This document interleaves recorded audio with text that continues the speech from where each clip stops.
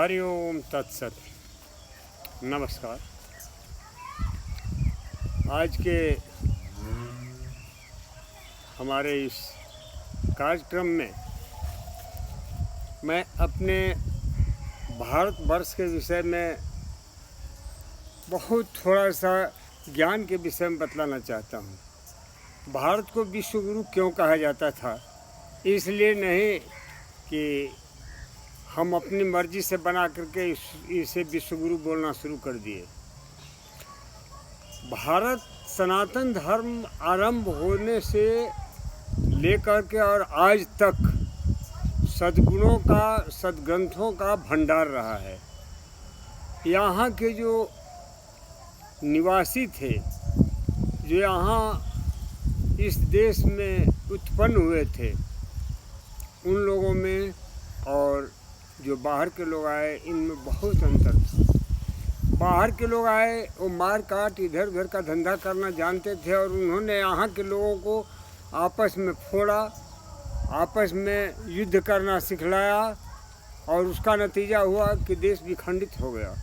यहाँ जितने भी उच्चाधिकारी, उच्च पदासीन लोग थे, उन लोगों ने ऐसे ऐसे काम किए जो सपने में भी कोई नहीं सोच सकता था। और उसका मुख्य श्रेय जाता है नेहरू परिवार को। अब चाहे नेहरू परिवार कहें या नेहरू गांधी परिवार कहें, दोनों परिवार मिला जुला है। अब तो पता नहीं, रॉबर्ट भी गांधी लगाते हैं आपके अपने नाम के सामने। तो इस तरह से अब वो गांधी परिवार ही कह सकते हैं। महात्मा गांधी के परिवार को कोई जाने ना जाने, लेकिन इंदिरा गांधी के परिवार को पूरी विश्व ही जान गया कि ये गांधी परिवार है। खैर, इस परिवार से इनके टाइटल से या ये कहिए कि इनके सरनेम से हमें कुछ नहीं लेना है। हमें अपने देश की उन्नति, जो आज हम आगे बढ़ रहे थे, हमारा देश कहाँ से कहाँ पहुँचा होता यदि आज हमारे देश में भीतर खलबली नहीं होती, लोगों के अंदर ऐसी गंदी विचारधारा नहीं होती, तो शायद आज हम पुनः विश्व गुरु होते। हमें तो हैरानगी ये होती है कि एक शब्द चलता है हमेशा, टुकड़े टुकड़े गैंग। पता नहीं कांग्रेस गवर्नमेंट क्या कर रही थी। एंटोनिया माइनो, जिन्हें सोनिया गांधी कहते हैं, क्योंकि सत्ता तो इन्हीं के हाथ में थी। नाम के लिए मनमोहन सिंह कठपुतली बने बैठे थे। तुलसीदास जी ने पहले ही लिखा है कि सचिव वैद्य गुरु तीन जो, प्रिय बोल नहीं भय आस। राज धर्म और देह का हो ही बेग ही नाश। तुलसीदास जी ने जो कुछ भी लिखा, इतना मंथन करके लिखा, इतना सोच समझ करके लिखा कि उसमें किसी की हिम्मत नहीं है कि कलम टिका दे या उंगली टिका दे। सही है कि सचिव है, अगर राजा का सचिव राजा के डर से चिकनी चुपड़ी बातें करने लगे और गुणगान गाने लगे, झूठी तारीफ करने लगे, तो उस राज्य का विध्वंस होते देर नहीं लगती। मनमोहन सिंह जी हमारे प्रधानमंत्री 2 बार रह चुके हैं, 10 साल तक प्रधानमंत्री रहे, लेकिन मेरे ख्याल से उन्होंने अपने मर्जी से, अपने मुखार बिंदु से 10 शब्द भी नहीं बोला होगा। वो स्टीरियो थे। जो कुछ कह दिया सोनिया गांधी ने, या ये कहिए एंटोनिया माइनो ने जो कुछ कह दिया, वही वो बोलते थे। कम से कम जब आपने इतनी बड़ी डिग्री ली, इतना बड़ा पद आपको मिला, प्रधानमंत्री बने, तो कम से कम प्रधानमंत्री वाला कुछ तो उस गरिमा का ध्यान आपको रखना चाहिए। आप भारतवासी हैं, वो तो इटली से आई थी, उन्होंने देखा ही क्या था। किंतु नहीं, इंदिरा गांधी ने कुछ दिखा दिया और बची खुची आपने दिखा दिया। आप मनमोहन सिंह जी जो है एंटोनिया माइनो की उंगली के इशारे पर डांस करते थे।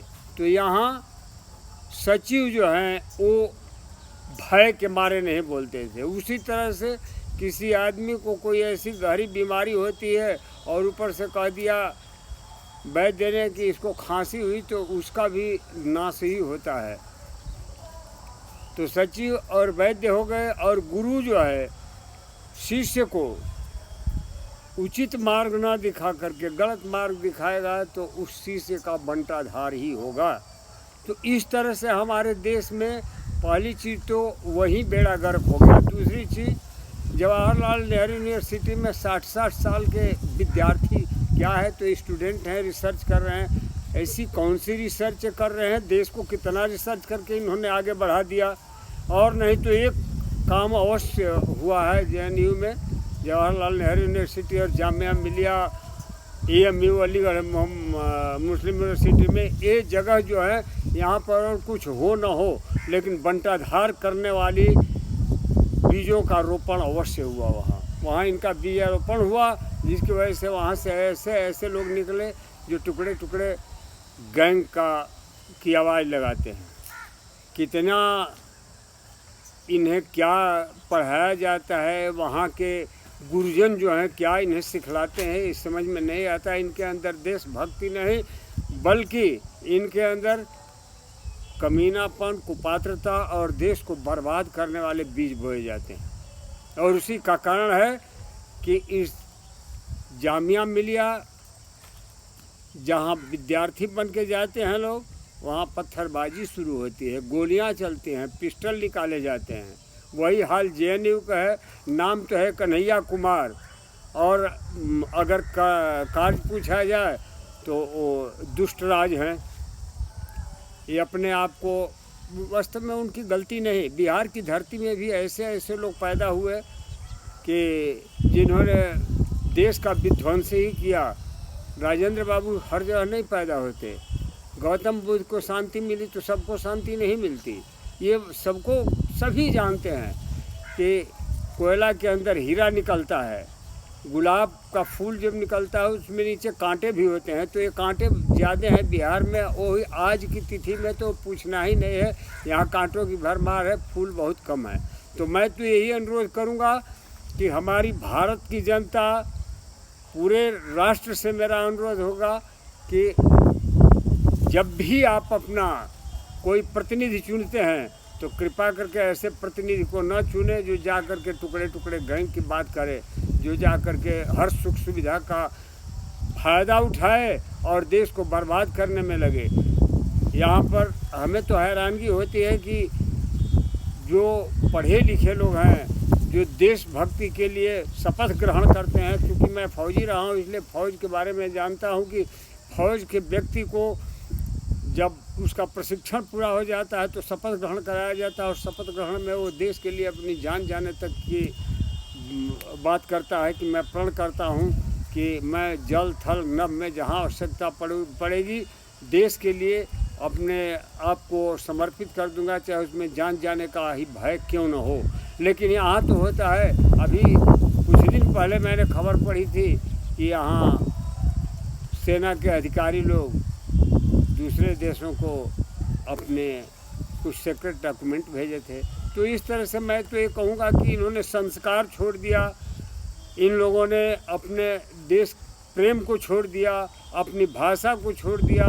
अरे इन्हें सुनना ही है तो पूरी के शंकराचार्य का सुने प्रवचन, उनका भाषण सुने, कैसे वो बोलते हैं, सुनना ही है इन्हें। तो हमारे यहाँ एक से एक विद्वान हैं। अब ये लोग कई बार हमें सुनने को मिलता है आसाराम, राम रहीम। आसाराम, राम रहीम का तो आप बहुत जल्दी उदाहरण देते हैं, लेकिन उनका तो उदाहरण दीजिए जो पृष्ठ बने बैठे हैं, और पृष्ठ लोगों के यहाँ क्या सुनाई पड़ता है, तो समलिंगता के शिकार है, इन पर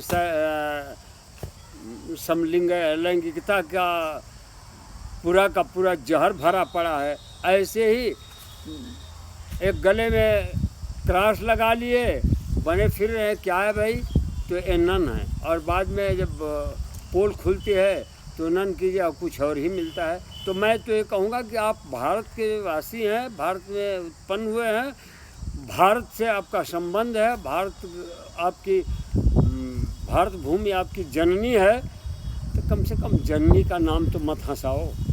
अपनी माँ का और पिता का तो ध्यान रखो।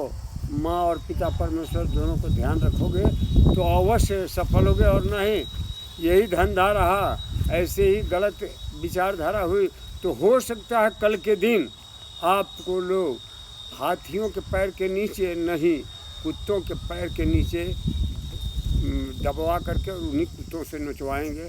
अपने देश के बारे में सोचिए, अपने देश को आगे बढ़ाइए। खाते हो हमारे घर का और गाना गाते हो चीन का, गाना गाते हो पाकिस्तान का।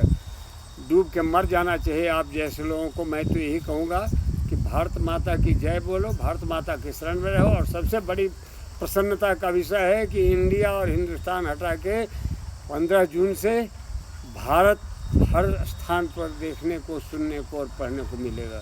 धन्यवाद।